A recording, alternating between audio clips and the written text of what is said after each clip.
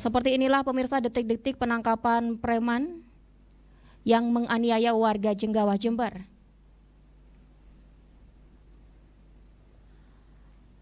Seorang pria di Jember Rabu sore dibekuk polisi usai menganiaya warga gara-gara masalah hutang piutang. Penangkapan pelaku yang juga dikenal sebagai preman kampung ini turut disaksikan sejumlah anggota keluarga dan tampak syok.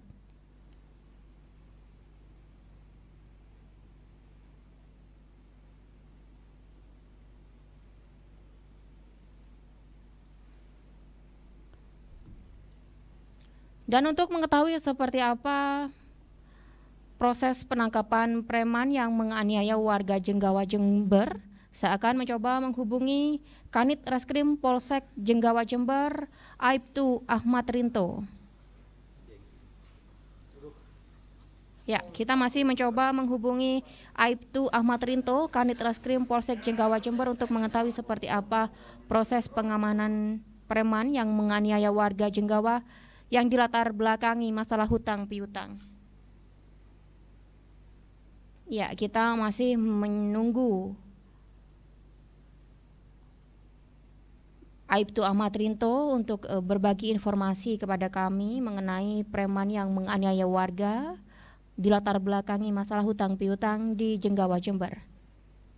Halo, selamat siang. 3 atau 5. Ya, kita masih belum bisa terhubung dengan Aibtu Ahmad Rinto. Kita masih akan mencoba menghubungi sekali lagi pemirsa untuk mengetahui seperti apa proses pengamanan, penangkapan preman yang menganiaya warga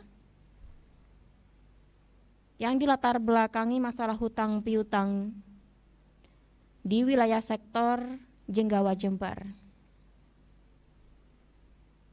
Ya, kita masih mencoba menghubungi Aibtu Ahmad Rinto, Kanit Reskrim Polsek Jenggawah, Jember.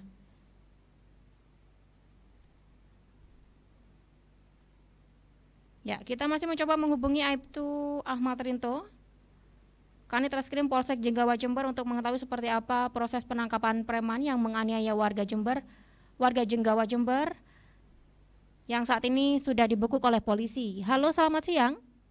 Selamat siang. Selamat siang, Aibtu Ahmad Rinto, Kanit Reskrim Polsek Jenggawah, Jember. Mohon waktunya, Bapak. Iya. Iya, Pak. Ya, Bapak Rinto, saya Ageng Widya dari program Gatekeeper FTV Jember, Pak. Iya, Ageng. Ya, saat ini kita sedang menginformasikan kepada pemirsa mengenai penangkapan preman yang menganiaya warga Jenggawah yang saat ini sudah ditangkap oleh polisi. Mungkin Pak Rinto bisa menceritakan kepada kami seperti apa proses penganiayaan preman ini hingga akhirnya preman bisa ditangkap oleh pihak kepolisian, Pak. Jadi dari kerjasama korban dengan yang awalnya tersangka dengan korban itu terlibat kerjasama jual beli seperti yang mana korban ini dapat meminjam uang. Ya. Kami tersangka meminta pada korban itu dan menjaminkan pada korban. Namun karena tersangka tidak menyerahkan atau tidak tebus dan motornya terdapat bertahun-tahun, akhirnya korban menjual sepeda motor kepada orang lain izin korban dengan seizin. Kemudian dari kesalahpahaman di situ, akhirnya pada saat jadinya penganiayaan di tengah korban dan tersangka bertemu di sebuah persawahan dan berpapasan. Kemudian tersangka langsung melakukan penganiayaan terhadap korban yang kemudian dilerai oleh warga sekitar. Demikian, Ageng. Iya. Bisa disebutkan Pak Rinto berapa nominal hutang yang dipinjam oleh korban, Pak?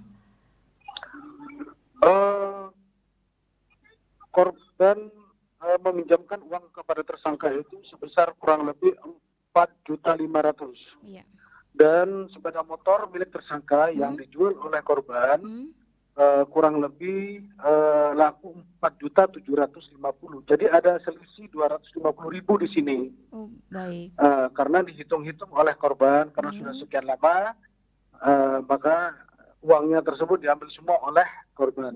Namun apapun alasannya, kalau sudah melakukan penganiayaan, tetap melanggar hukum. Baik.